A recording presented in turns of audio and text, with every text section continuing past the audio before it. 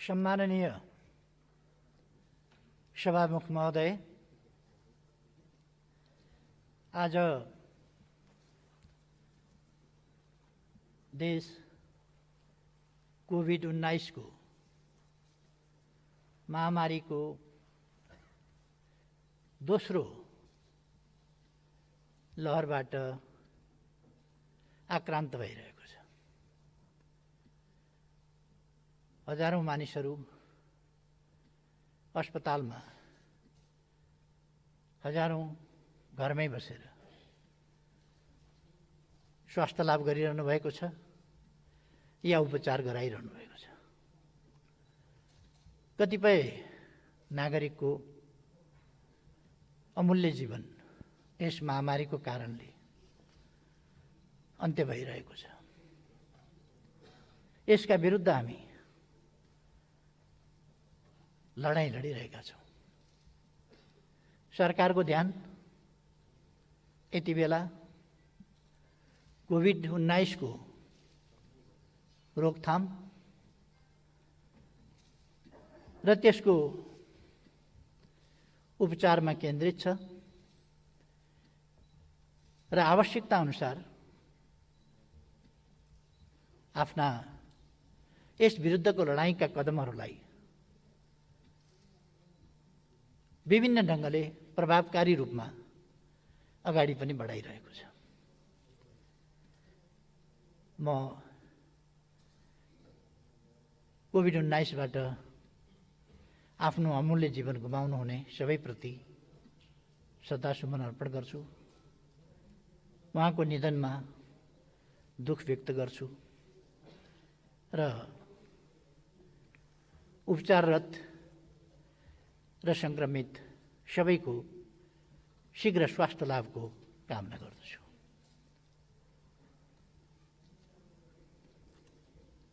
यति बेला हामी सबै कोभिड विरुद्धको लडाईँलाई पक्ष विपक्षको विषय नबनाई हामी सबैको यो अदृश्य र भयानक साझा शत्रु, जसले हाम्रो देशलाई मात्रै होइन आज विश्वलाई नै आक्रान्त बनाएको छ, विश्वलाई नै मानवीय क्षति, सामाजिक जनजीवनलाई अस्तव्यस्त बनाउने र अर्थतन्त्रलाई गम्भीर प्रतिकूल असर पार्ने यस्ता खालका कामहरू यस रोगले गरिरहेको छ। यति बेला हामी सबै विचारका भिन्नताहरू अथवा संस्थागत भिन्नता वा कुनै प्रकारका भिन्नताहरूलाई थाती राखेर यसका विरुद्ध एकजुट भएर लड्नुपर्ने आवश्यकता हामी सबैले महसुस गर्नुपर्दछ र यसलाई आफ्नो पक्षका निम्ति कुनै पनि हिसाबले प्रयोग गर्ने खालको सोच हामीमा आउनु पनि हुँदैन। त्यसर्थ म सबैलाई सरकारका प्रयासहरूमा साथ सहयोग दिन र यस अभियानमा सबै पक्ष, सञ्चार माध्यम, राजनीतिक दलहरू, सङ्घ संस्था लगायत सबै एकजुट भएर यस लडाईँमा सामेल हुन र कोभिडलाई पराजित गर्ने हाम्रो साझा उत्तरदायित्व त्यसलाई वहन गर्न सबैमा आग्रह पनि गर्न चाहन्छु। सम्माननीय सभामुख महोदय, यस्तो बेलामा यस्तो परिस्थितिमा आज हामी स्थिरता र स्थायित्वका साथ एकताबद्ध भएर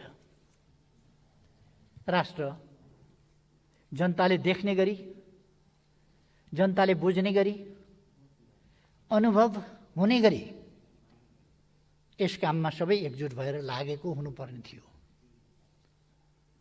तर मैले अलिकति दुःखका साथ नै भन्नुपर्छ, हामी त्यसरी जान सकेनौँ। कारण जेसुकै होस्,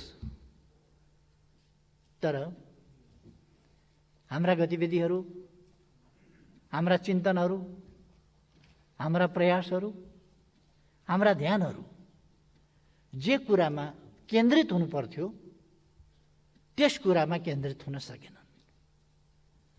सरकारले आफ्ना ध्यान कोभिड विरुद्धको लडाईँमा केन्द्रित गर्न चाह्यो, विकासका प्रश्नहरूमा केन्द्रित गर्न चाह्यो, सामाजिक जनजीवनमा बढी क्षति र खलबलाहट पैदा हुन नपाओस्, अर्थतन्त्रमा प्रतिकूल असर न्यून गर्न सकियोस्, यस कुरामा सरकार लाग्यो। तर सरकारले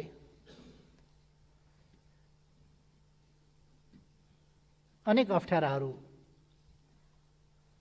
सामना गर्नु परिरह्यो। मलाई अचम्म लाग्छ, हामी कोभिड विरुद्धको लडाईँमा छौँ। कतिपय पक्षमा, कतिपय कर्नरमा प्रधानमन्त्रीमाथि हिलो छ्याप्ने वा सरकारमाथि हिलो छ्याप्ने र कोभिड विरुद्धको औषधि खरिद जस्ता कुराहरूमा भएको भ्रष्टाचारको नाममा कुरा उछाल्ने र नभएका कनेक्सन अनुचित ढङ्गले देखाउने, त्यस्ता खालका क्रियाकलापहरू भए। हामी सबैलाई थाहा छ भ्याक्सिनको अभाव छ दुनियाँमै। भ्याक्सिन प्राप्त गर्न मारामार भइरहेको छ। यस्तो अवस्थामा दक्षिण एसियामा भारतभन्दा पछि नेपाल पहिलो राष्ट्र हो आफू उत्पादक नभए पनि भ्याक्सिनको सुरुवात गर्ने, र भ्याक्सिन चलिरहेको छ। एउटा पनि पिसिआर टेस्टको हाम्रो सुविधा नभएको ठाउँमा अहिले 86 ठाउँमा हामी पिसिआर टेस्ट गरिरहेका छौँ। त्यो सुविधा हामीसँग छ। त्यस प्रकारका अस्पताल, शैय्या, अक्सिजन, भेन्टिलेटरको पर्याप्तताको त कुरा छोडौँ, न्यूनतम आवश्यकता पनि पुरा गर्न सक्ने अवस्थामा हामी छँदै थिएनौँ।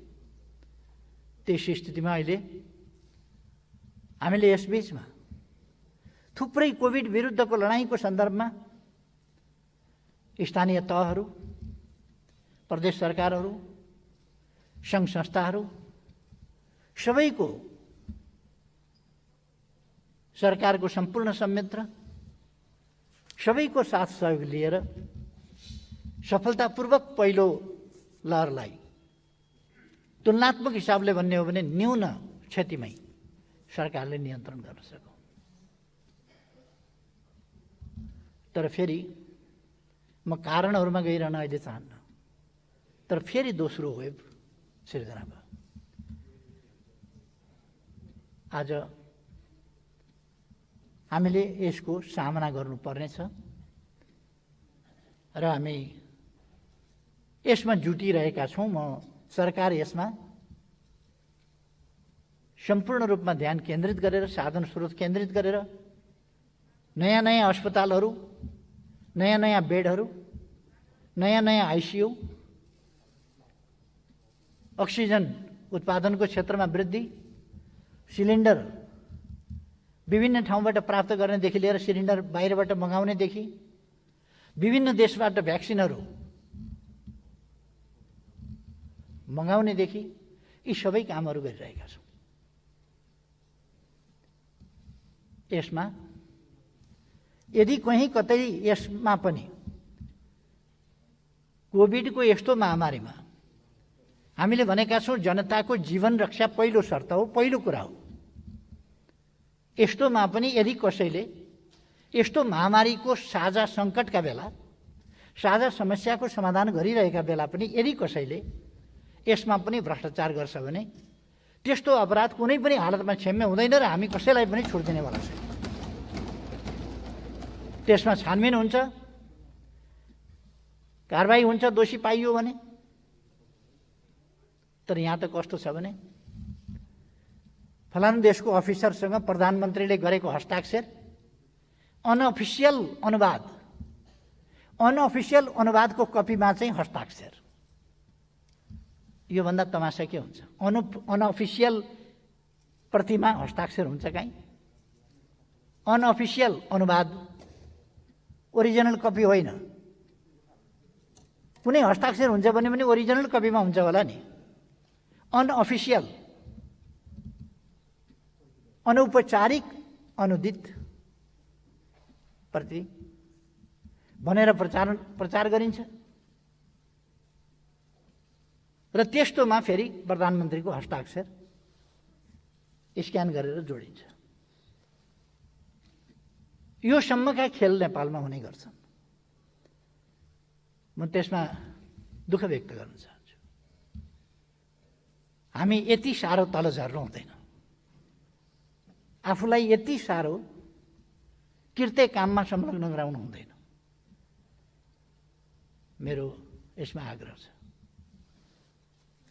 चाहे राष्ट्रियताको सवाल होस्, चाहे लोकतन्त्रको सवाल होस्, चाहे जनजीविकाको सवाल होस्, चाहे शान्ति सुव्यवस्था सुशासन मानवाधिकारको सवाल होस्, चाहे भ्रष्टाचार विरुद्धको हाम्रो लडाईँको सवाल होस्, कुनै पनि कुरामा सरकार अनुचित तरिकाले, अनुचित प्रश्नमा, अनुचित दृष्टिकोण र अडानमा कुनै सम्झौता गर्दैन। राष्ट्रिय हित, जनताको हितलाई छोडेर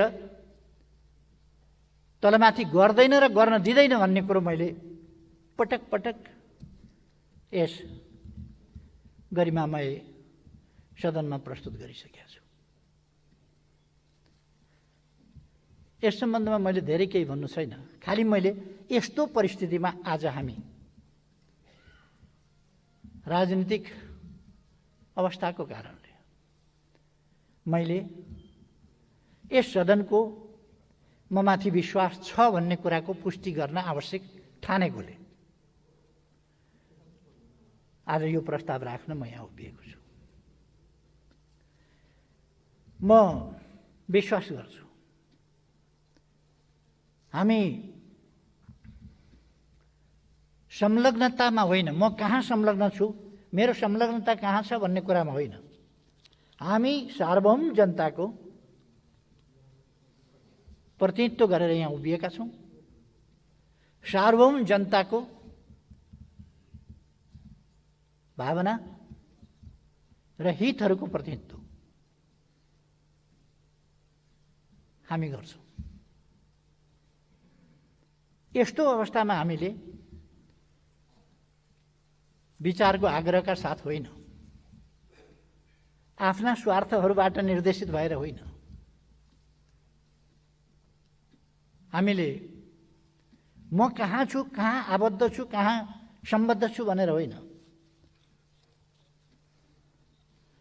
आबद्धता वा संलग्नतालाई हेरेर होइन, सत्यलाई पछ्याएर निर्णय गर्नुपर्ने अवस्था छ र निर्णय हामीले त्यसरी गर्न सक्नुपर्छ। यदि हामीले सच्चाइलाई पछ्याउँछौँ भने वर्तमान सरकार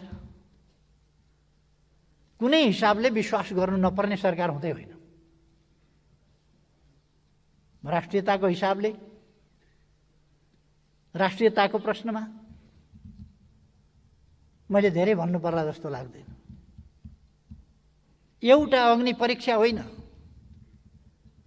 राष्ट्रिय हितको रक्षा सम्वर्धनको प्रश्नमा, राष्ट्रियताको रक्षा र सम्वर्धनको प्रश्नमा, स्वाधीनता स्वतन्त्रताको वास्तविक अर्थमा व्यावहारिक रूपमा कार्यान्वयन गर्ने सन्दर्भमा, भौगोलिक अखण्डताको रक्षा र पहरेदारी गर्ने सन्दर्भमा,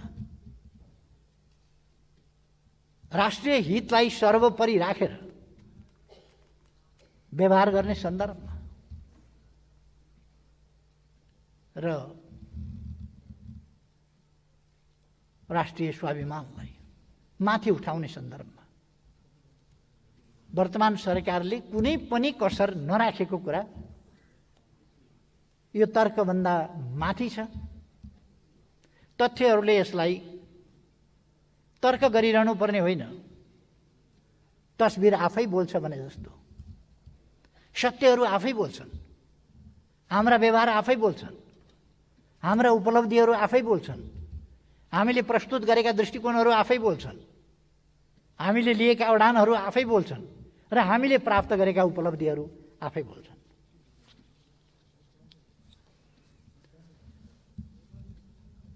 तसर्थ राष्ट्रियताको सवालमा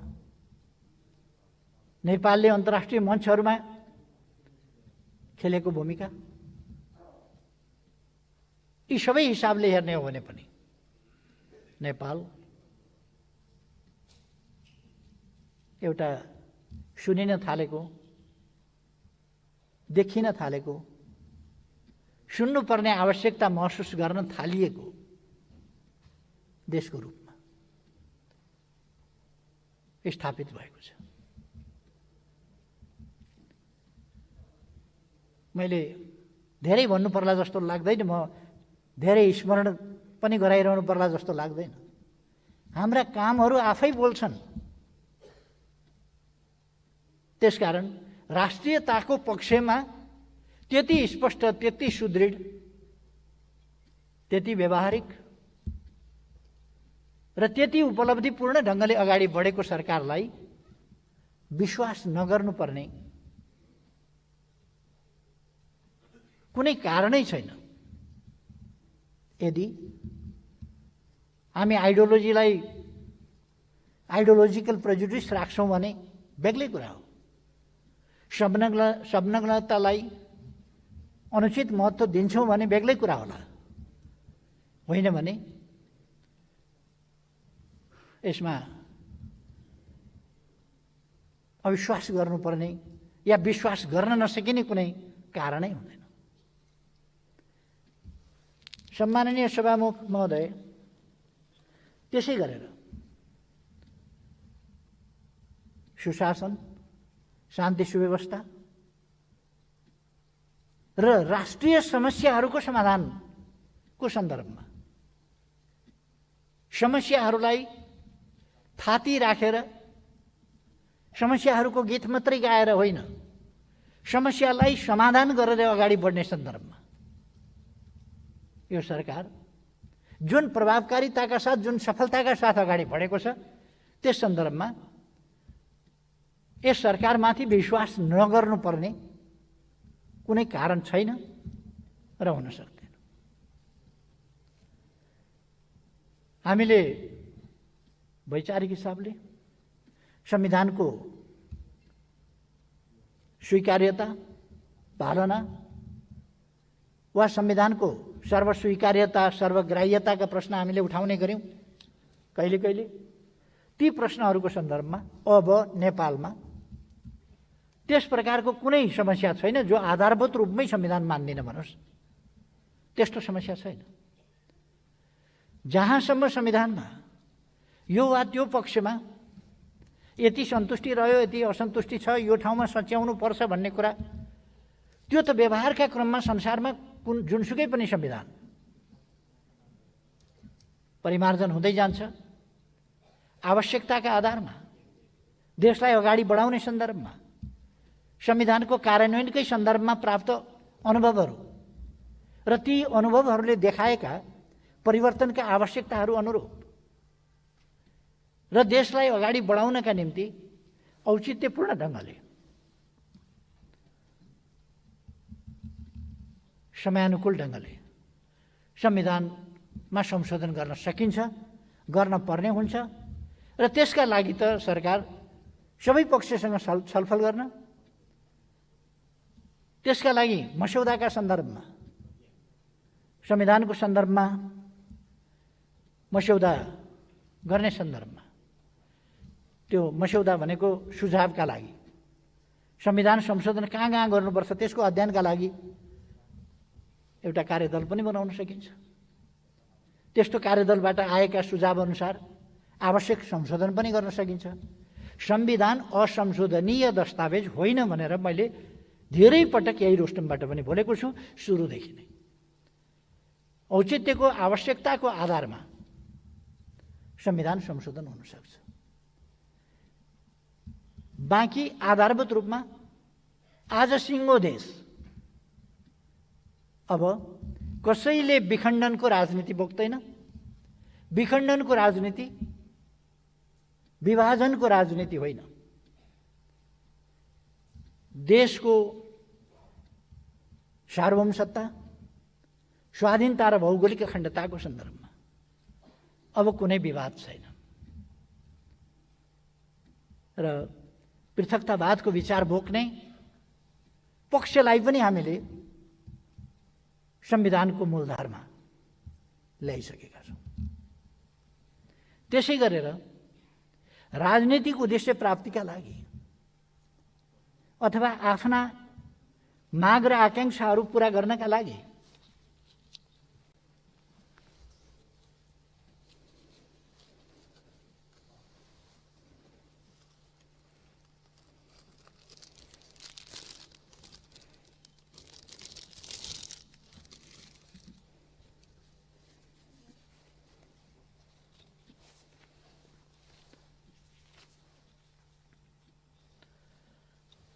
हिंसालाई माध्यम बनाउनु पर्छ भन्ने जुन सोचहरू रहेका थिए, ती सोचहरू पनि अब अन्त्य भएका छन्। सरकारले संवादको माध्यमबाट हिंसाको विचार र मार्ग परित्याग गराएर शान्तिपूर्ण राजनीतिको मूलधारमा त्यस्तो पक्ष र शक्तिहरूलाई पनि ल्याइएको छ। यस्ता सफलताहरू दशकौंदेखि नेपालमा हिंसाको राजनीति अनवरत थियो अथवा राजनीतिका नाउँमा राजनीतिक उद्देश्य वा अभिष्ट प्राप्त गर्नका निम्ति हिंसाको पक्षपोषण, त्यसको अवलम्बन गर्ने शक्तिहरू थिए। त्यसले देशमा एउटा भएको र क्षतिको स्थिति लगातार राखेको थियो। त्यो अन्त भएको छ। यी के ऐतिहासिक र ठुला उपलब्धिहरू होइन, यस्ता उपलब्धिहरू यही सरकारले गरेको छ। पुराना अपराधहरू पत्ता लगाएर दोषीहरूलाई कठघरामा ल्याइएको छ र ल्याइँदैछ। सफलता नदेख्ने, एकाध सफलता प्राप्त गर्न अलिकति विलम्ब भयो भने त्यो देख्ने र त्यसलाई अत्यन्तै बढाई चढाइकन बुझ्ने, यो खालका तरिकाहरूमा हामी जान हुँदैन भन्ने मलाई लाग्छ। सरकारका प्रयासहरू कस्ता छन्, गरिरहेको छ कि छैन, कुनै कुरामा सफलता प्राप्त गर्न अलिकति समय पनि लाग्न सक्छ। प्रश्न त्यति मात्रै हो। तर सरकार सफल भएर छोड्छ। हिजोदेखिका विभिन्न खालका अपराधिक क्रियाकलापहरूको सन्दर्भमा छानबिन गर्ने र दोषीमाथि कारबाही गर्ने काम वर्तमान सरकारले गरेको छ। यसले मैले पहिले नै भने, दोषीको अनुहार हेरेर कारबाही गर्ने कि नगर्ने होइन, निष्पक्ष न्याय निरूपण भइसकेपछि वा त्यसरी गरिएपछि अनुहार हेर्ने गरिएको छैन। कुनै आग्रहवश, पूर्वाग्रहवश, प्रतिशोधका हिसाबले कुनै प्रकारको क्रियाकलाप वर्तमान सरकारले गर्दैन। अराजनीतिक हत्कण्डा अपनाउने या त्यस्ता अनुचित अराजनीतिक गैर कानुनी तरिकाले त्यस्ता कामहरू गर्दैन। मैले पहिले पनि यस सम्मानित सदन समक्ष यी कुराहरू राखिसकेका छु। त्यसकारण यस सरकारलाई विश्वास नगर्नुपर्ने कुनै कारणै छैन।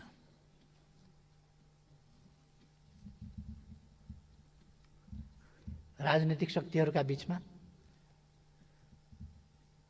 घाउ कोट्याइकन, राजनीतिक शक्तिहरूका बीचमा किन चुनिँदैन भनेर चुनाउनका लागि तानातान गरिकन, किन भत्किँदैन भनेर ठोकिकन भत्काउन लाग्दा पनि शान्ति सुव्यवस्थाको स्थिति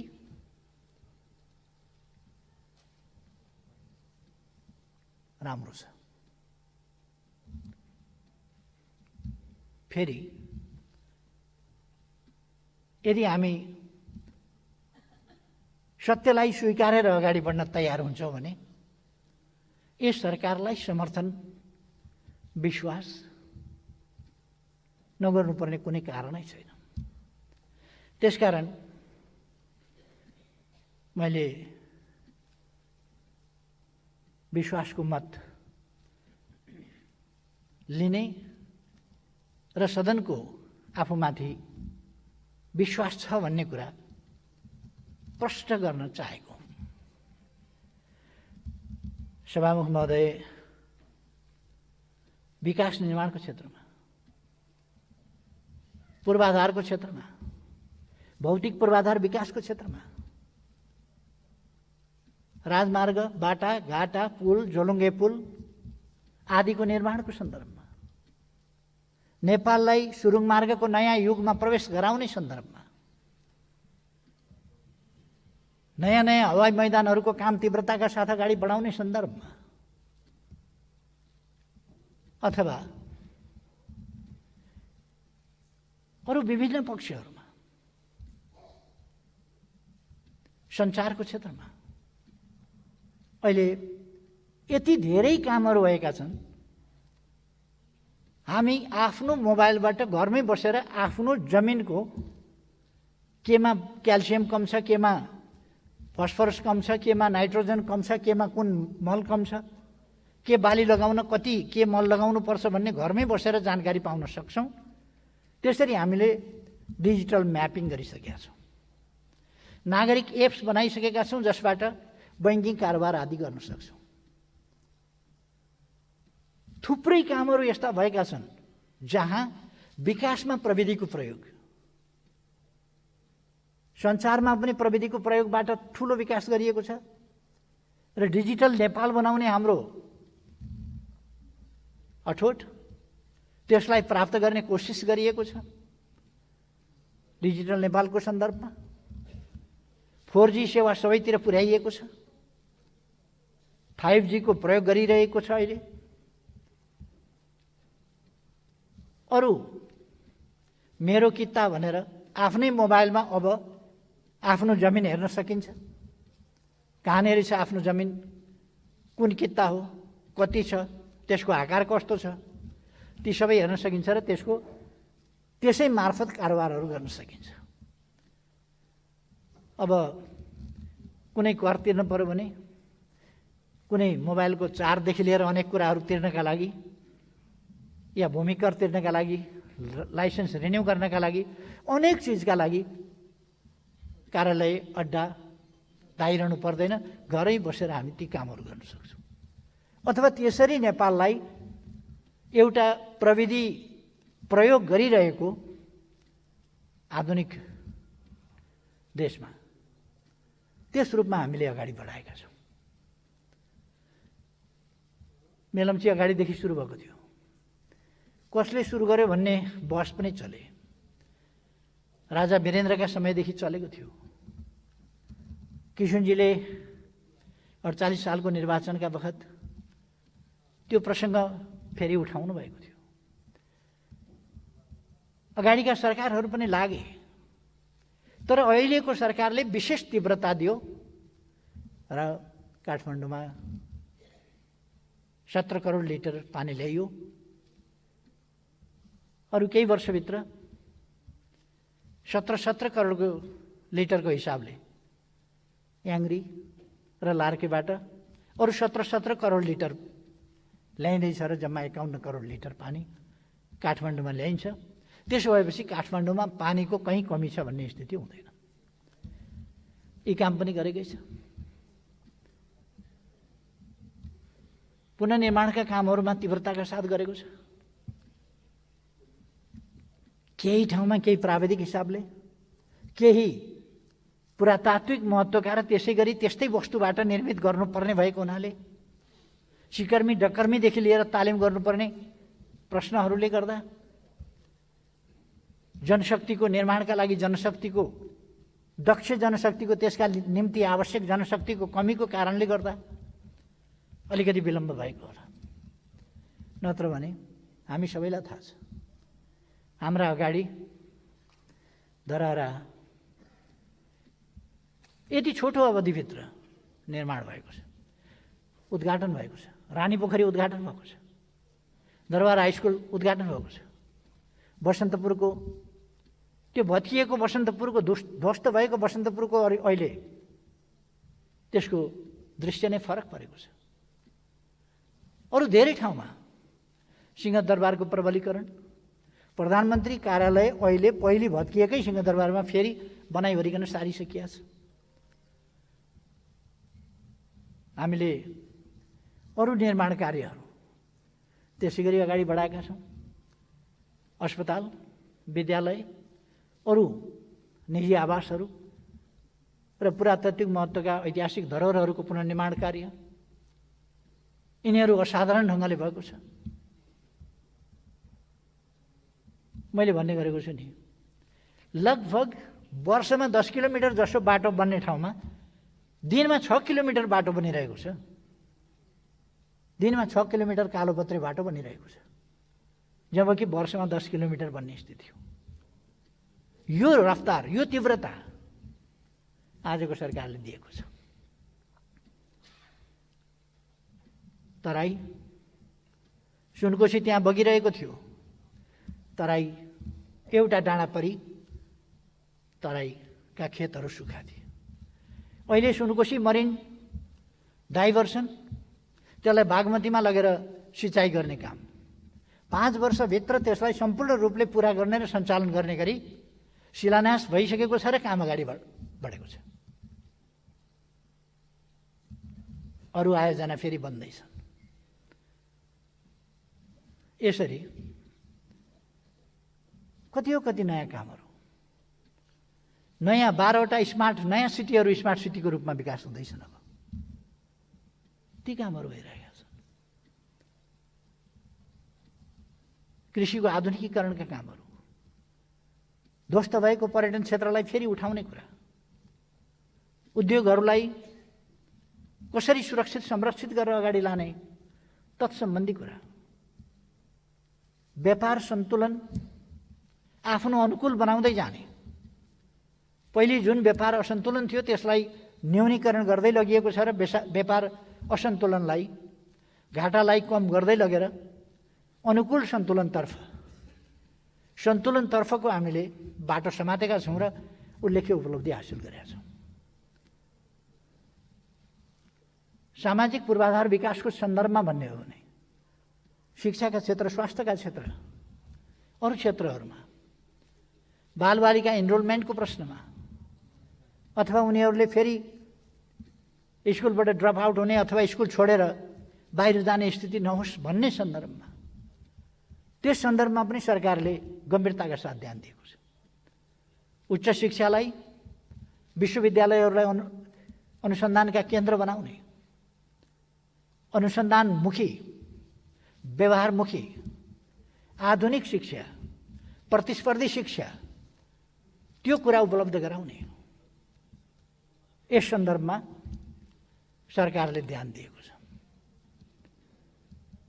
कृषिलाई कसरी ठुलो मात्रामा उत्पादनमा लान सकिन्छ, उच्च उत्पादन वृद्धि दर कसरी कायम गर्न सकिन्छ, त्यसै हिसाबले यस्तो बेलामा पनि कृषि क्षेत्रमा उत्पादन वृद्धि दर राम्रो रह्यो।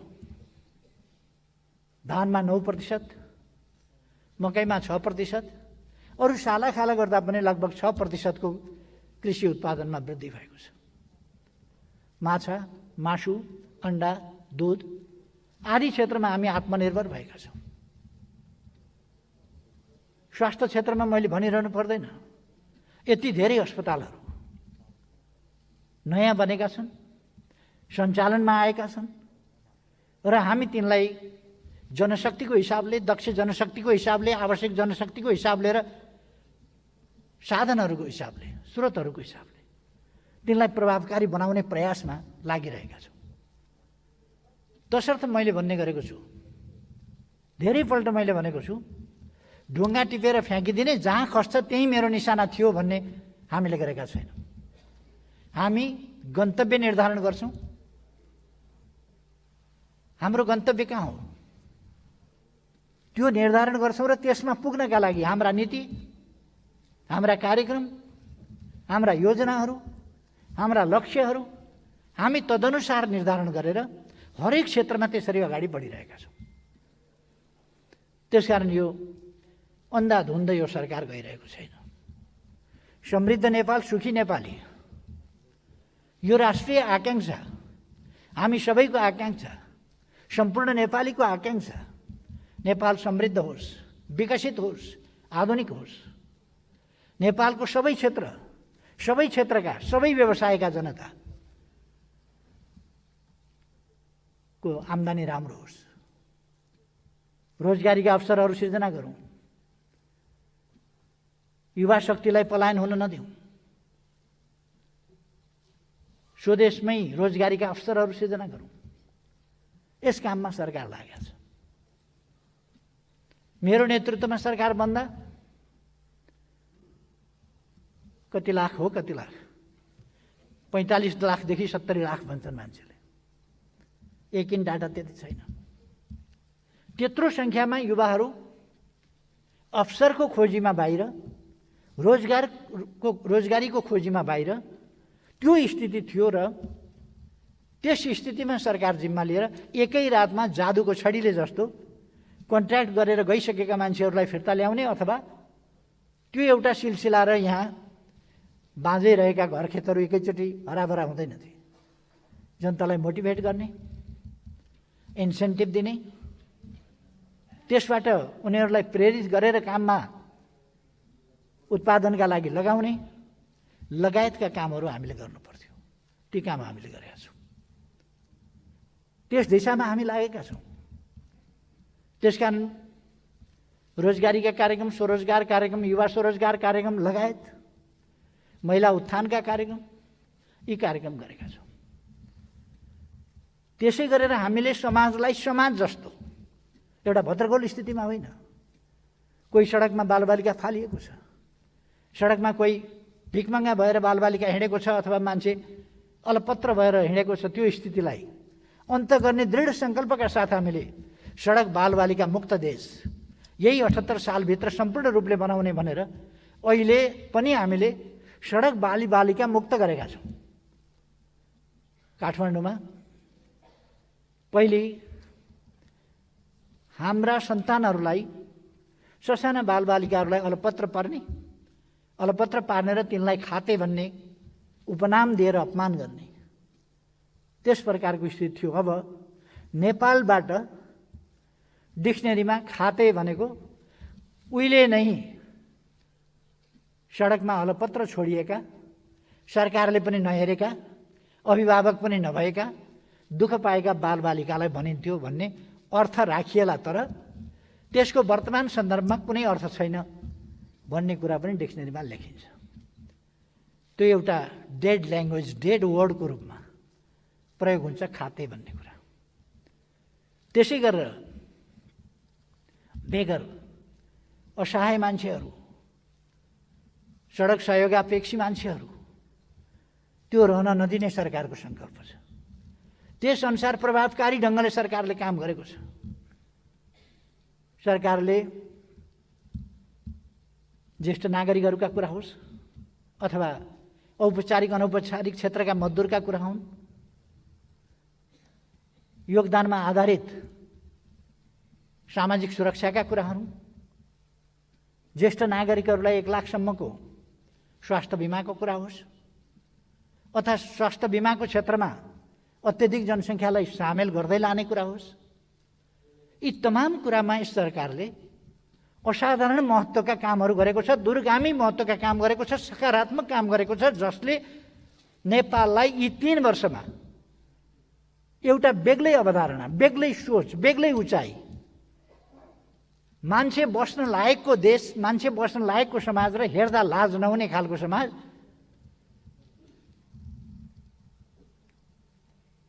र चल मैदान भन्ने स्थितिबाट अन्त गरेको छ। लोटा अगाडि राखेर टुक्रोका गाला हात लगाएर बस्ने स्थिति अन्त गरेको छ। एउटा सभ्यताको सिँढीमा देशलाई उठाएको छ। सडक बालबालिका मुक्त, सडक सहयोगापेक्षी मानव मुक्त, भिखारी मुक्त त्यो बनाएको छ र कोही अपवादको रूपमा छ भने त्यो अपवादलाई पनि हामीले 78 सालभित्र त्यो अपवादलाई अन्त्य गर्ने भनेर घोषणा गरेका छौँ। सभामुख महोदय, यी सबै उपलब्धि होइनन् र यी सबै सकारात्मक परिवर्तन होइनन् र यो छोटो समयमा गरिएका यी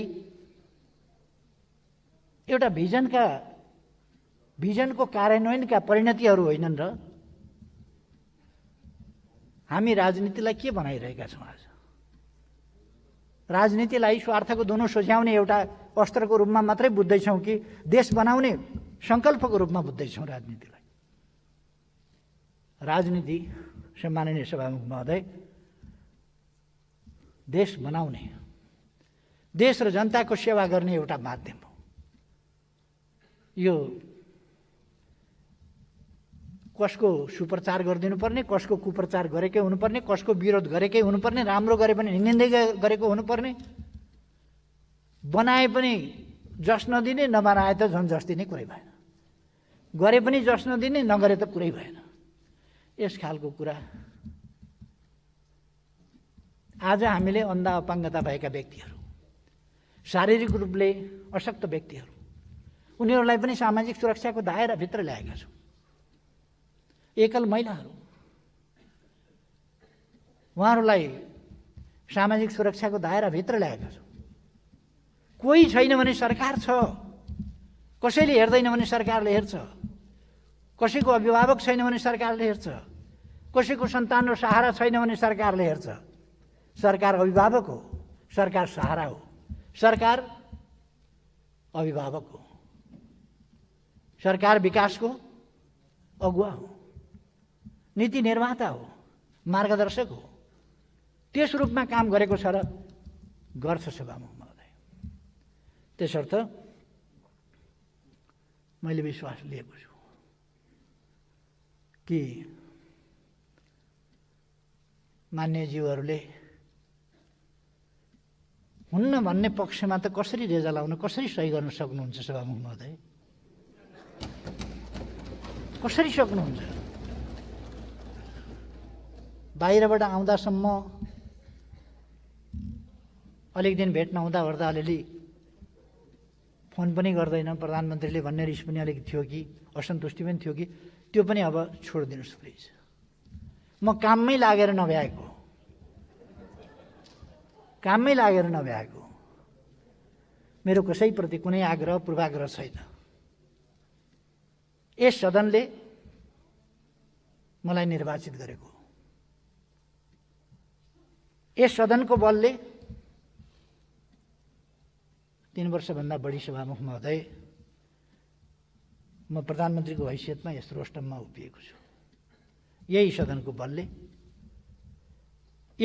बलले फेरि पनि रहन्छु भन्ने मलाई विश्वास छ, किनभने सदनको विवेकमाथि म पूर्ण रूपमा भरोसा गर्छु।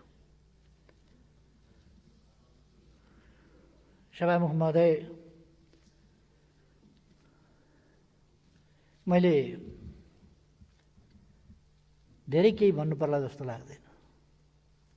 हामीले मानव अधिकारको क्षेत्रमा होस्, वातावरणको क्षेत्रमा होस्, अरू क्षेत्रमा होस्, अनेक क्षेत्रमा असाधारण काम गरेका छौँ। हामीले सगरमाथा संवाद राखेका थियौँ, कोभिडको कारणले हुन सकेन। अब आउँदो अक्टोबरतिर राख्ने भन्ने विचार गरेका छौँ र मलाई विश्वास छ कोभिड हामी छिटै नै नियन्त्रण गर्न सक्छौँ। कोभिडलाई पराजित गर्ने सबभन्दा महत्त्वपूर्ण कुरा कोभिड सर्न नदिनु हो। कोभिड सर्न नदिएपछि कोभिड पराजित गर्न सकिन्छ। त्यसका लागि मास्क लगाऊँ, सामाजिक दूरी कायम राखौँ, सेनिटाइजरको प्रयोग गरौँ, हात धौँ, स्वास्थ्य मापदण्डहरू बराबर प्रचार भएका छन्। यो हामी सबैका लागि हो। ओहदा जेसुकै होस्, कोरोनाले ओहदा चिन्दैन, सोसल स्ट्याटस चिन्दैन। त्यसकारण केही पनि नचिन्ने भएको हुनाले हरेकले कोरोनालाई पराजित गर्न हरेकको योगदान आवश्यक छ। हरेकको योगदान, हरेक नेपाली दाजुभाइ दिदीबहिनीहरूलाई पनि यस सदन मार्फत म आग्रह गर्न चाहन्छु, कोभिड-19 विरुद्धको यस अभियानमा हामी फेरि पनि लागौँ। सरकार जसको बन्ला, जस्तो बन्ला, बेग्लै कुरा हो। यसो भनेपछि कतिपय साथीहरूलाई फेरि कसको बन्ला, कस्तो बन्ला भन्दा मैले यो सैद्धान्तिक रूपमा भनेको, यस सदनले अर्को म छँदाछँदै अर्कोलाई बनाउँछ प्रधानमन्त्री भन्ने म कसरी चिताउँछु र? यस्तो काम मैले अहिले भनेका यति काम गरेको ठाउँमा। त्यसर्थ सभामुख महोदय, म यस गरिमामय सदनको आज पनि बाहिरका हल्लाखल्लाहरू बेग्लै हुन्। सभामुख महोदय, विघटित प्रतिनिधि सभा पुनर्स्थापना गरियो। पुनर्स्थापना भएपछि प्रधानमन्त्री बाहिर बाहिर भनियो, प्रधानमन्त्री भएन भनेर। अब मन नपरेकाले विपक्षले बाहिर बाहिर भन्नु एउटा कुरा हो, तर अविश्वास त ममाथि कसैले गरेन सभामुख महोदय, कसैले गरेन। पुनर्स्थापना भइसकेपछि यत्रो समय मैले कहिले कहिले राजनीतिमा यस्तो अलिकति अब सँगै भएपछि, एउटै देशमा काम गरेपछि यताउता कहिले कहिले अलिअलि भनाभन पनि हुँदो रहेछ। अब कोही साथीहरूले के भन्ने, कोही साथीहरूले के भन्ने भएपछि मैले पनि अलिअलि केही भने होला। पार्टी अलग भइसक्दाखेरि पनि, विश्वास छैन भन्दाखेरि पनि समर्थन फिर्ता त लिनु भएन। कति सुदृढ समर्थन रहेछ भन्ने कुरा सभामुख महोदय, मैले आफैले अब म विश्वासको मत लिन्छु भनेर नभनेसम्म त समर्थन त फिर्ता लिनु भएन। 2-3 दिन भएको छ भर्खर समर्थन फिर्ता भएको, केही बिग्रिएको छैन। आज दिए भइगयो फेरि। त्यसकारण मेरो सबै दलका सबै मान्यजीहरूसँग आग्रह छ, यदि कुनै दलले नदिने भन्ने निर्णय गरेर आउनुभएको छ भने पनि नेताले यी दिनु भनिदिएपछि पछि गएर सच्याउन सांसदहरू खुसी हुनुहुनेछ। यसर्थ सभामुख महोदय, म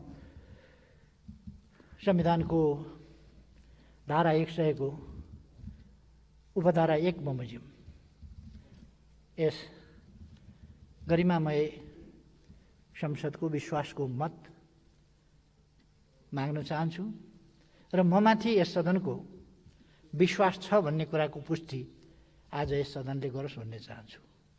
त्यसै कारण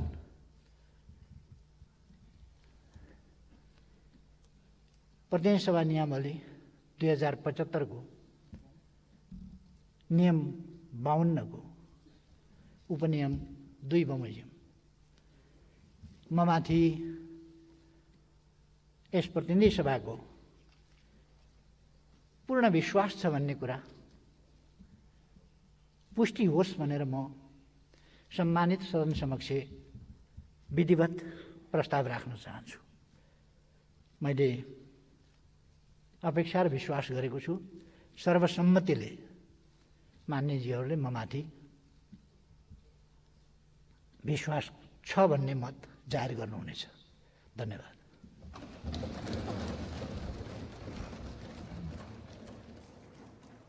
सम्माननीय सभामुख महोदय,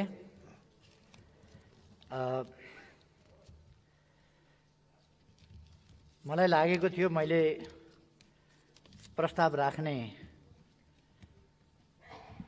क्रममा र विश्वासको मत माग्ने क्रममा जुन विचारहरू राखेको थिएँ त्यसबाट सबै दल र माननीयजीहरूमा स्पष्टता आयो भन्ने मैले ठानेको थिएँ। तर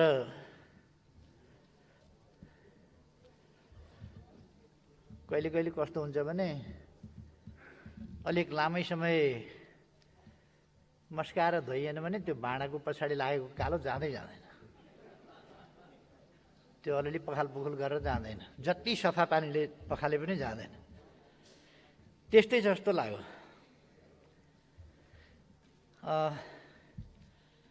सभामुख महोदय, म निवेदन गर्न चाहन्छु, आज झुटमुट बोलेर उत्तेजनात्मक कुरा गरेर अहिले यस्तो असहज स्थितिबाट कोभिड-19 को अवस्थाबाट देश गुज्रिरहेको बेला देशमा तनाव बढाउने, अनेकतातर्फ देशलाई लाने, वैमनस्यता र कलहतिर देशलाई लाने परिस्थिति होइन।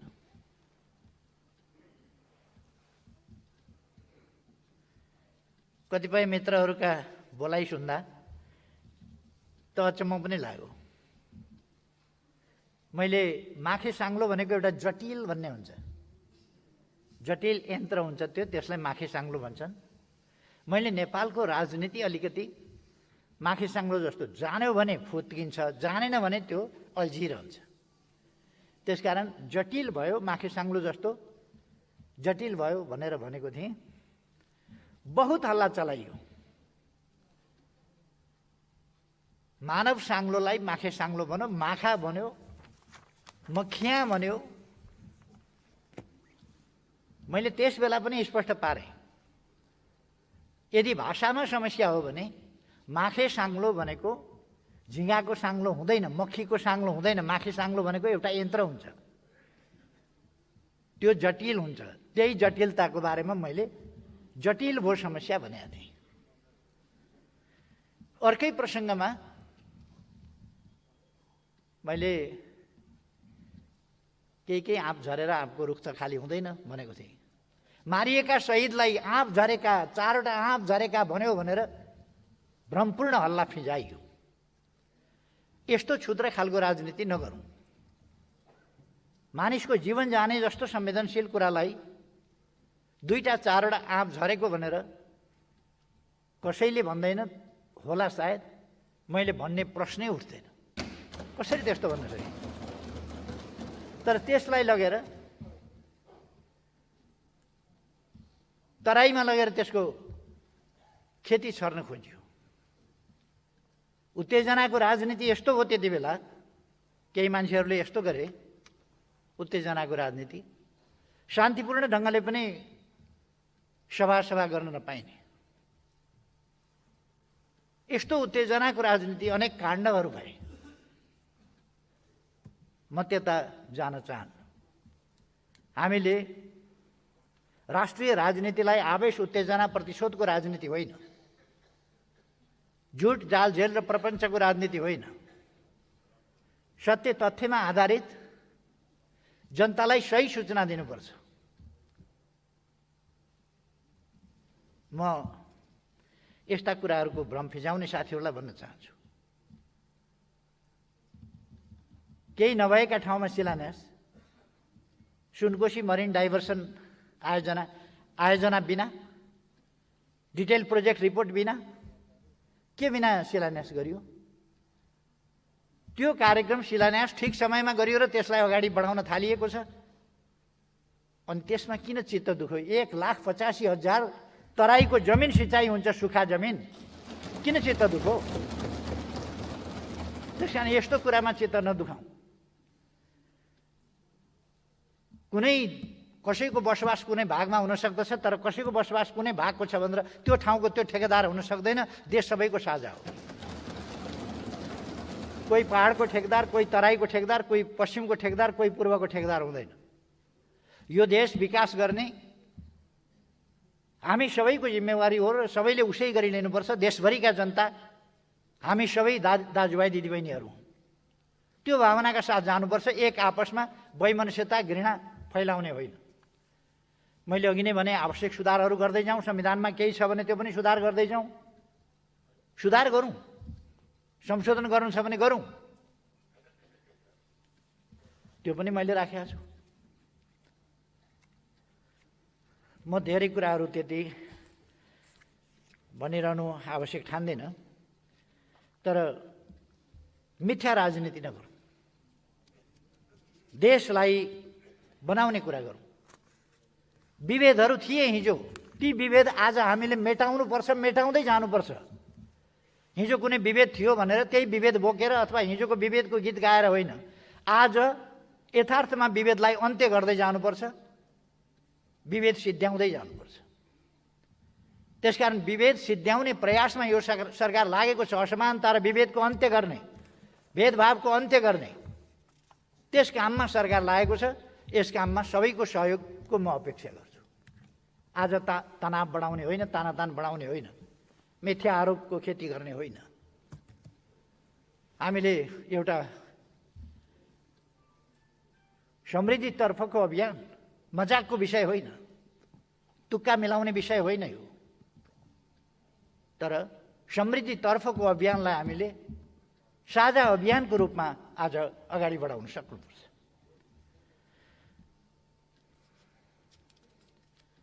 एकजना मित्रले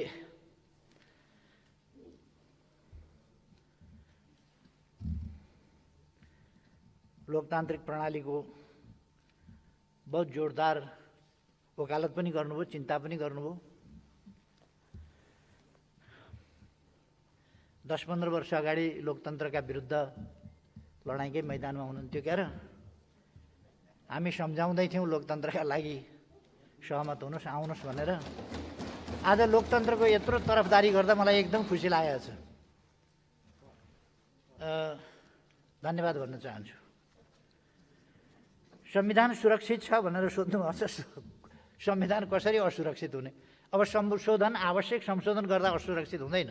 मैले भनेको त्यति छु। आवश्यक परेका ठाउँमा यस देशलाई मिलाएर लानका लागि, यस देशका जनताका समस्या, माग, चाहना, इच्छा, आकाङ्क्षा र विकासका आवश्यकतालाई सम्बोधन गर्नका लागि संविधानमा आवश्यक पर्यो भने संशोधन गर्न सकिन्छ। तर संविधान मिचिँदैन, मिच्न हुँदैन। संविधानको कार्यान्वयन गर्नुपर्छ संवैधानिक ढङ्गले।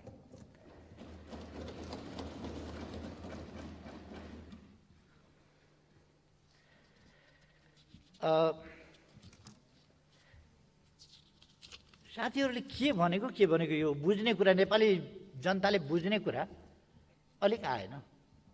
मार्ग प्रशस्त गरिदिनु पर्यो भन्नुभयो। कसो गर्दा चाहिँ हुने?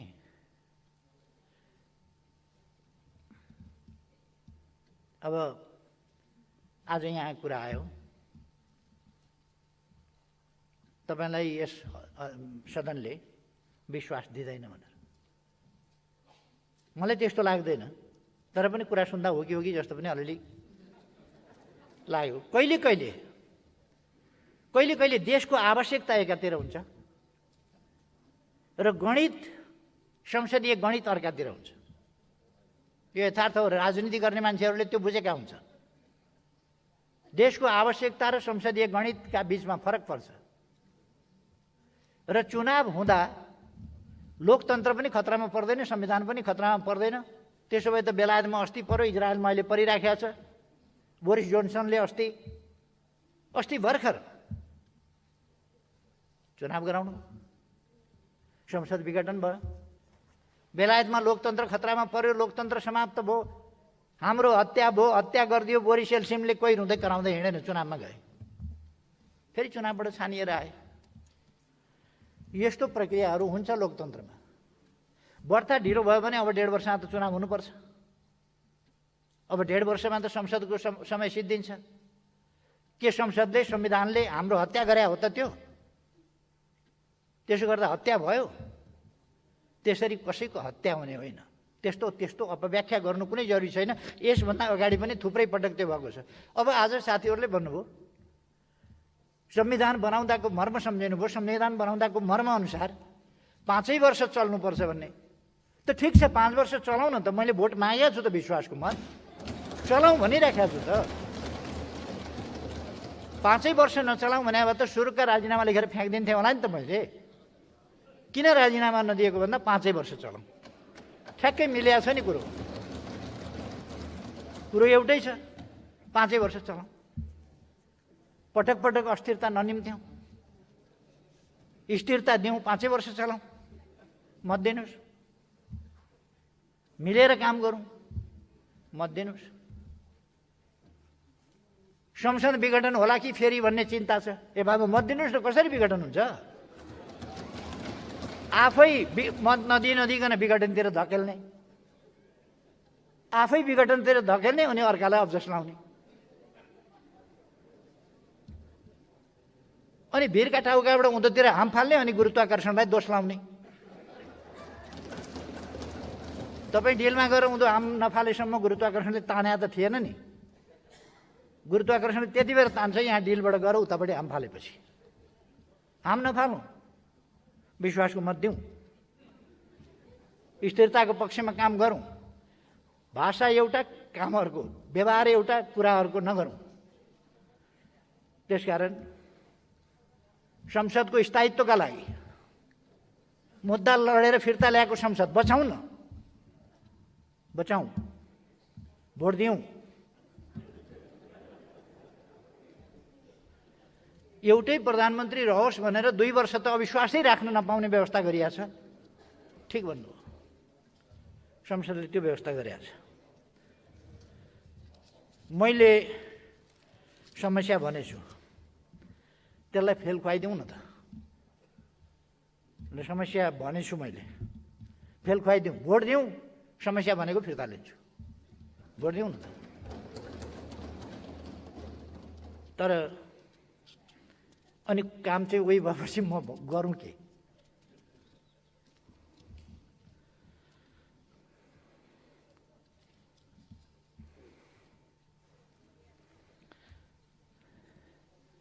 खोपको व्यवस्था अगाडि नै गर्नु पर्थ्यो भन्नुभयो। यो के भनेको?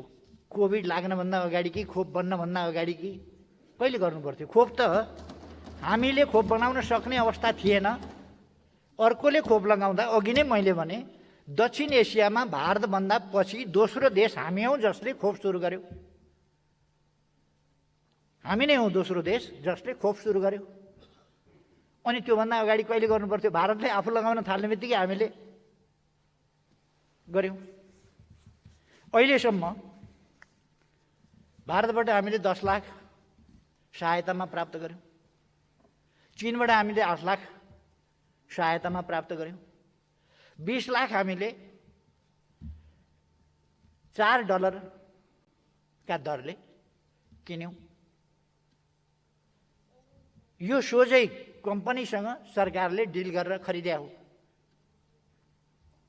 यसमा कहीँ कतै भ्रष्टाचार छ भन्ने मलाई लाग्दैन। छ भन्नुहुन्छ तब पनि छ भन्नुहुन्छ भनेदेखि छानबिन गरौँ न त। $4 भन्दा बढी, यो त इन्टरनेसनली जाहेर भएको मूल्य होला नि, इन्टरनेसनल्ली थाहा भएको मूल्य होला नि, ग्लोबल्ली हामी सबैले मूल्य हेर्न सक्छौँ होला नि। त्यो कहाँनेरि सरकारले चाहिँ त्यसमा गर्यो? अनि यो पर्सेप्सन जनतामा यस्तो बेलामा गलत भ्रम नफिजाउँ। हामीले जम्मा 20 लाख डोज खरिद गरेका छौँ, जम्मा 2 पल्ट गरेर ल्याउँदैछौँ। $4 का दरले किनेका छौँ। यो सार्वजनिक छ, अरू किनेको छैन। अब आउन ढिला भएको चाहिँ व्यापारीहरूको, कमिसनखोरहरूको यहाँ यसबारे मलाई जानकारी भएन। जानकारी भएका मित्रहरूले मलाई जानकारी गराइदिनु भयो भने त्यस्तोमा कारवाही गर्छु मैले।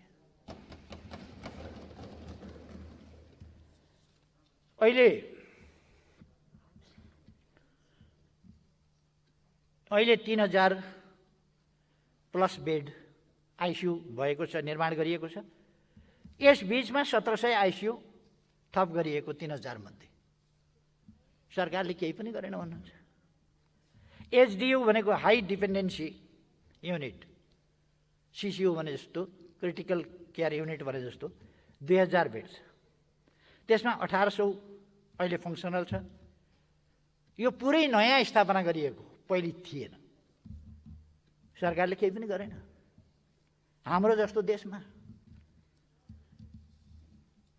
भेन्टिलेटर्स 1100 छ, जसमध्ये 550 अहिले व्यवस्था गरियो, अनि फेरि सरकारले केही पनि गरेन।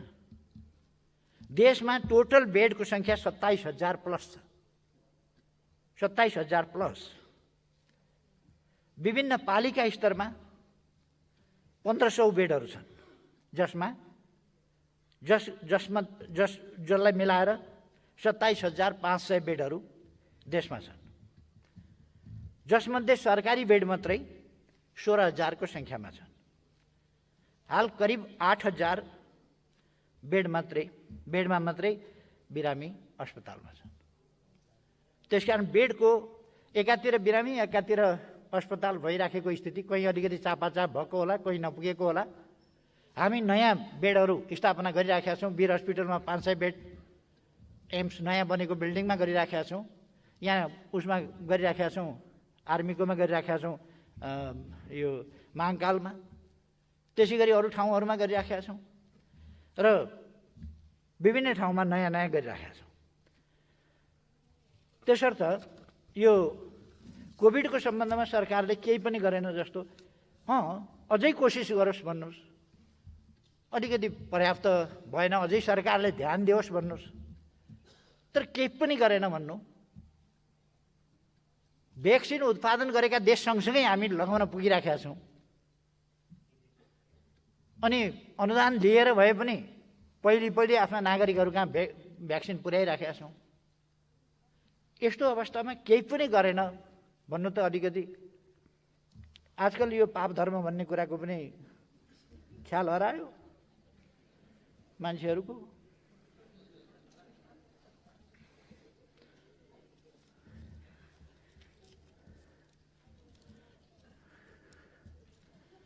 अर्को मलाई आरोप आयो, धरारा तयारै भएको थिएन, अनि तयार नभइकन टुप्पामा कसरी गयो होला त? म लिफ्ट चढेरै गएको थिएँ, तयारै नभइकन। अनि त्यो त बाहिरैबाट देखिन्छ त हौ, तयार भएको नभएको। त्यहाँ माथि 20 तला पुगेर मैले फुल वृष्टि गरेका थिएँ, त्यो पनि बाहिरबाट खिचिएको थियो। धरारा बनेको छैन भन्ने जो मान्यजीहरूलाई लाग्छ, भोलि जानुहोस् र धरारा चढ्नुहोस्। कृपया यो कुरा सुनेर भ्रममा नपर्नुहोस् है। धरारा बनेकै छैन भन्ने होइन, बनेको छ। त्यसको 2 पार्ट छ। कार पार्किङको सेक्सन अर्को छ, गार्डनको सेक्सन अर्को छ। त्यो गार्डन, कार पार्किङ आदि इत्यादि बेग्लै कुरा हो। त्यो धरहरा बेग्लै कुरा हो। धरहरा बनिसकेपछि मैले उद्घाटन गरेँ। धरहरा उद्घाटन भयो, उद्घाटन गरियो, परैबाट देखिन्छ। अनि त्यसमा दुःख बनाऊ किन भनेको, अस्ति एकजना मित्रलाई मैले होटलमा भेटघाट थियो, यसो धरहरा उहाँ नआइपुगेको बेला धरहरातिर हेर्दै थिएँ, आइपुग्नुभयो। यहाँबाट पनि सजिलो राम्रोसँग देखिँदो रहेछ धरहरा भने।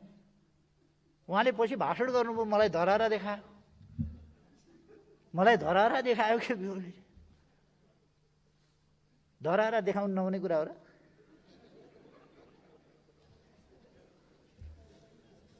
अचम्म लाग्यो मलाई। मैले त सबैतिरबाट छर्लङ्ग देखिने राम्रो, यहाँबाट पनि राम्रो देखिँदो रहेछ भनेर सामान्य कुरा गरेका थिएँ।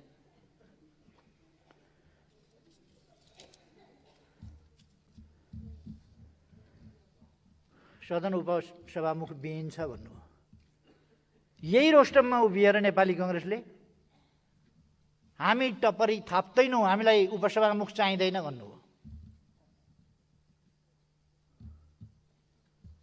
यतातिरको बेन्चले, पल्ला छेउको बेन्चको पनि एकजना साथीले बोल्नुभयो, हामीलाई किन जिद्दी गर्नुहुन्छ, किन कर लाउनुहुन्छ, हामी बन्दैनौँ।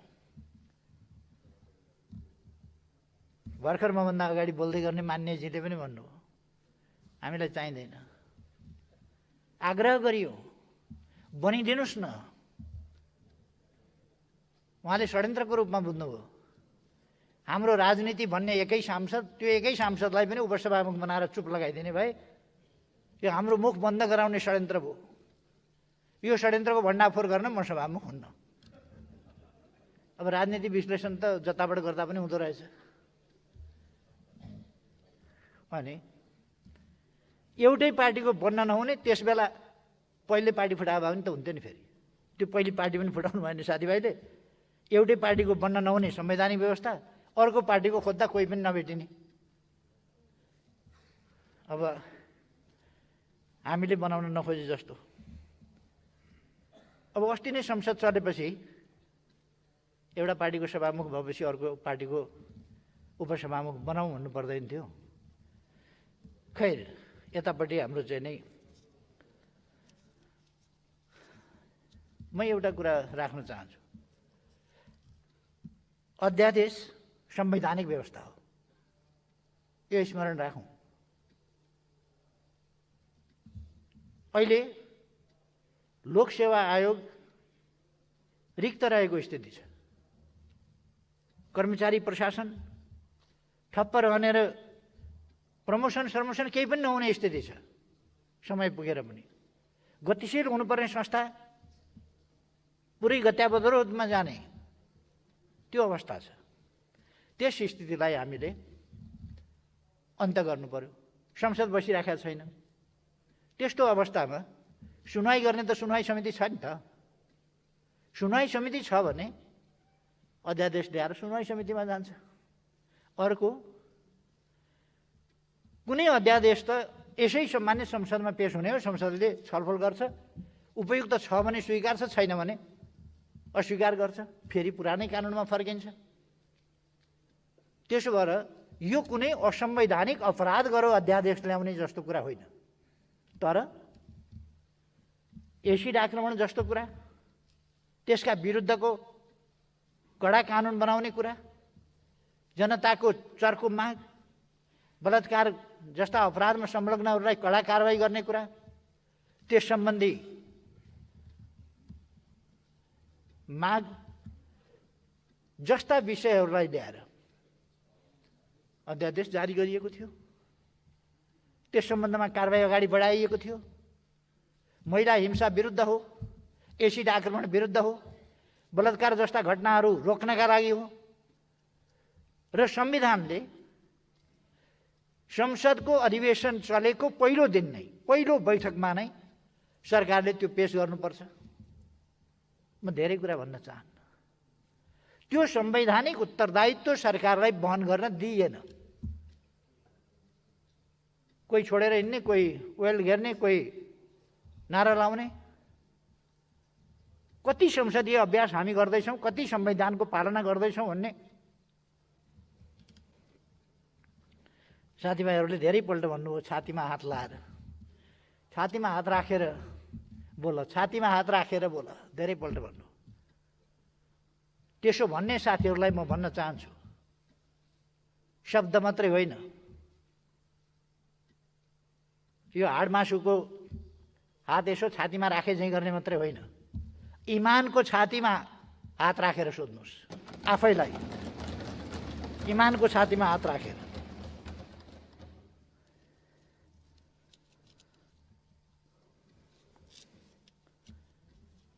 हाम्रो अगाडि थुप्रै कामहरू छन्, थुप्रै चुनौतीहरू छन्। ती हामीले पुरा गर्नु छ।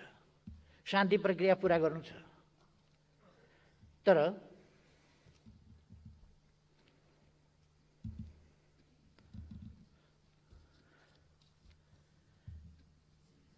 अहिले विश्वासको मत किन लिनु पर्यो भन्नुभयो साथीहरूले।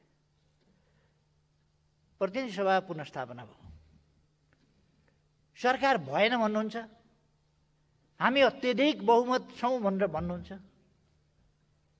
हुनुहुन्छ भने अविश्वासको प्रस्ताव राख्नुहोस् न त भन्दा राख्नुहुन्न। कसले सरकारलाई काम गर्न दिएन भनेर अघि प्रश्न पनि गर्नुभयो। कसले सरकारलाई काम गर्न दिएन?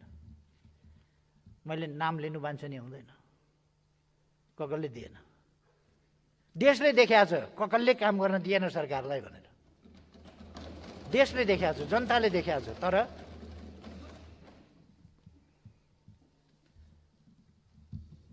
मैले किन भन्नु पर्यो?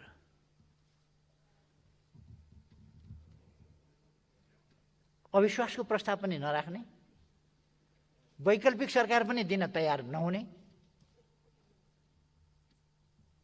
नेपालीमा हलो अड्काउने गोरु पड्काउने भन्छ त्यसलाई। काम गर्न समर्थन पनि नगर्ने। अब म राजीनामा गर्थेँ नि, अब बहुमत छ आफूसँग, कसरी राजीनामा गर्ने?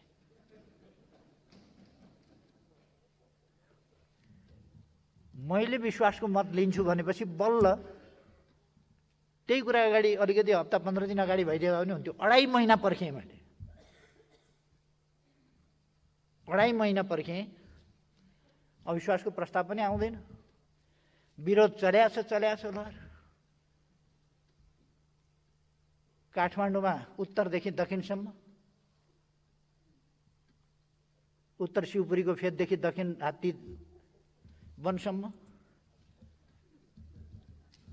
उतासम्म, उतादेखि उतासम्म दौडधुप चलेको छ के भए जस्तो। सभा किन गर्यो भने, सभा त मैले अलिक पछि थाले हो। जनता कति आउँदा रहेछन् हेर्न यहाँ आऊ भनेपछि मैले पनि त्यहीँ लगेर देखाइदिएँ। मैले पहिले यहाँ आऊ मान्छे हेर्न भने होइन नि त, मान्छे हेर्न आऊ, यहाँ मान्छे हेर्न आऊ भनेपछि म पनि त्यहीँ मान्छे हेर्न गएको, त्यति मात्रै हो।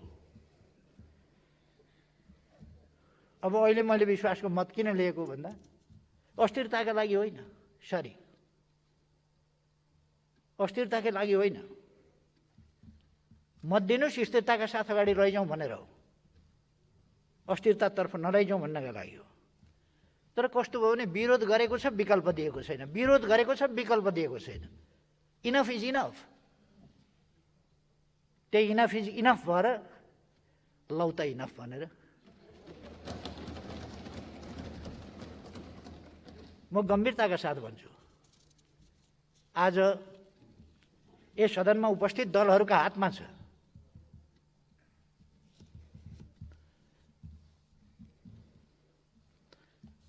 एउटा चर्चित भनाइ छ, कुराले चिउरा बित्दैन। हामीले स्थिरता चाहेको हो भने, हामीले स्थायित्व चाहेको हो भने, हामीले सहयात्रा र सहकार्य चाहेको हो भने त्यस अनुसारको बाटो लागौँ न। होइन भने संविधान अनुसार दुईटा बाटो छ। संविधानको कार्यान्वयन उपयुक्त ढङ्गले संवाद र सहमतिबाट उपयुक्त ढङ्गले गर्न सकिन्छ एउटा। अर्को सहमति हुँदैन भने पनि खोज्नु के पर्छ भन्दा संविधान अनुसारको बाटो खोज्नुपर्छ।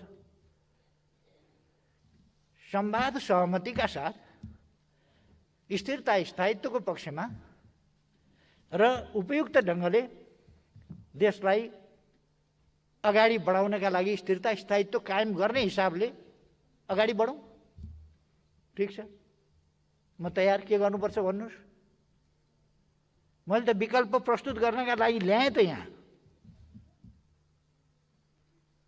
यति गर्दा पनि धन्यवाद भन्नु छैन।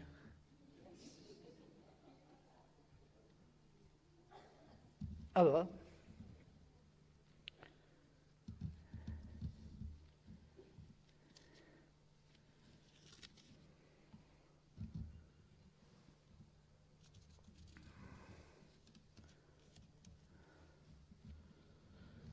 यो विश्वासको मत भनेको चाहिँ यो संसद बाहिर गरिएको हल्ला होइन, संसद बाहिरको आरोप प्रत्यारोप होइन।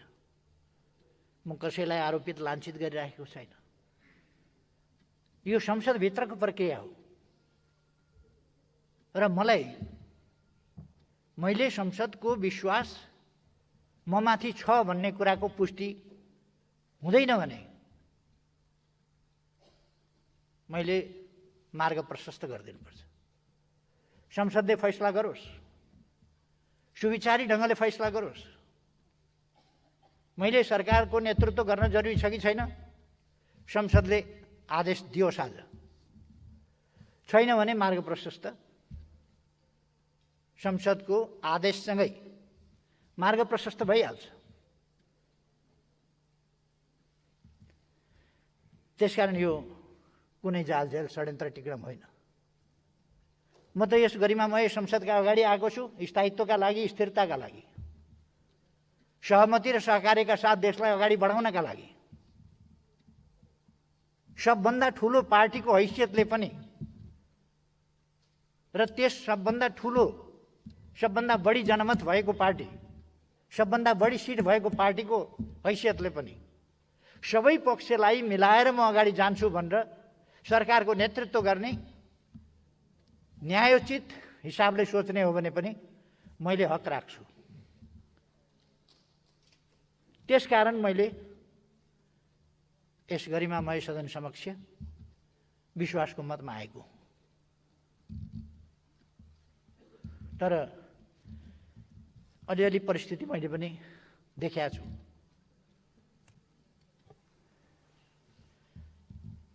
कसको उपस्थिति छ, कसको उपस्थिति छैन, किन उपस्थिति छ, किन उपस्थिति छैन,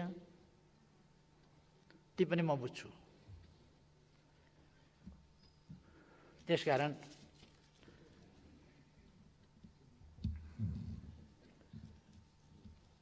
यहाँ आशंका पनि कतिले व्यक्त गर्नुभयो, फेरि विघटनका लागि बाटो बनाउन त होइन भनेर। त्यो षड्यन्त्र चकनाचुर पारिदिनुहोस् न, भोट दिएर खत्तम बनाइदेऊ न।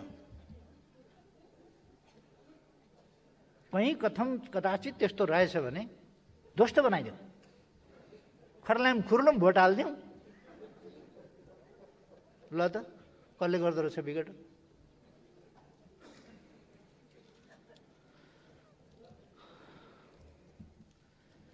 अब सभामुख महोदय, माओवादी केन्द्रका अध्यक्षले भन्नुभयो हामीले त समर्थन दिएकै थिएन मात्र। अनि अस्ति 4 दिन अगाडि फिर्ता चाहिँ नदिएको समर्थनको के लिनुभयो त? के फिर्ता लिनुभयो? फिर्ता समर्थन दिएकै थिएन, तर मैले विश्वासको मत लिन्छु भनेपछि त्यसपछि फिर्ता लिनुभयो। हामीले समर्थन फिर्ता लिउँ भन्नुभयो। नदिएको चिज फिर्ता लिनुभयो भने तपाईँले अतिरिक्त मबाट केही लिनुभयो। फिर्तै मलाई त दिएकै रहन्छ त, मबाट त केही त लिनुभयो तपाईँले। के लिएँ भन्नुभयो नि अस्ति, फिर्ता लिएँ भन्नुभयो नि, के फिर्ता लानुभयो? समर्थन दिएकै थिएन भने त मसँग अतिरिक्त लानुभयो।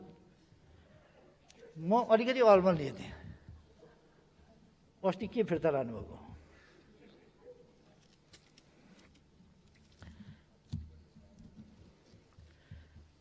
सभामुख महोदय, आज देशले अलिअलि साथीहरूले बोल्ने क्रममा अस्पष्टता अलिकति छर्न खोजेको जस्तो मलाई लाग्यो। त्यसो नगरौँ भन्नका लागि मात्रै मैले यो 2-4 शब्द राखेँ हुँ।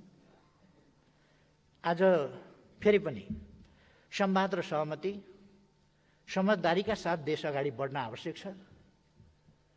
फेरि पनि भनाइमा उच निच यताउता कसले कति गर्यो, कमसेकम हिजोका कुरा छोडेर अब अगाडि बढौँ त। अगाडि बढ्न त हामी हिजो पनि सकेका हौँ नि। हामी बिल्कुलै फरक फरक टाढा टाढाका ध्रुवमा हुँदाखेरि पनि नजिकै आएर फेरि एक ठाउँ पनि भएका हौँ नि। हामी एउटा सिस्टमभित्र छौँ, एउटा संविधानभित्र छौँ, एउटा व्यवस्थाभित्र छौँ, एउटा व्यवस्थाभित्र छौँ।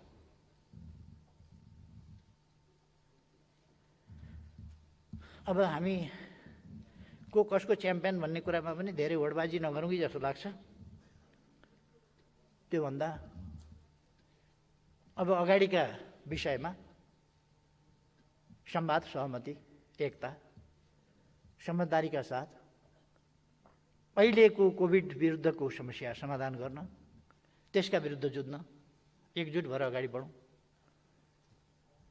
खुट्टा मात्रै तान्ने कुरा नगरौँ, एकजुट भएर अगाडि बढौँ र देशको विकास, देशमा शान्ति सुव्यवस्था, सुशासन र राष्ट्रिय एकताका साथ देशलाई समृद्ध बनाउन र जनतालाई सुखी बनाउने त्यस अभियानमा जुटौँ।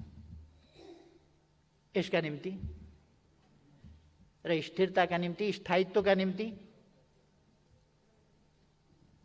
संसद चलाउनुपर्छ। त्यसका निम्ति यदि साँच्चै साथीहरूले चिन्ता जाहेर भएको हो भने कृपया मेरो प्रस्तावको पक्षमा मतदान गर्नुहोस्। म फेरि पनि आग्रह गर्न चाहन्छु, मतदानको पक्षमा प्रस्तावको पक्षमा मतदान गर्नुहोस्। धन्यवाद।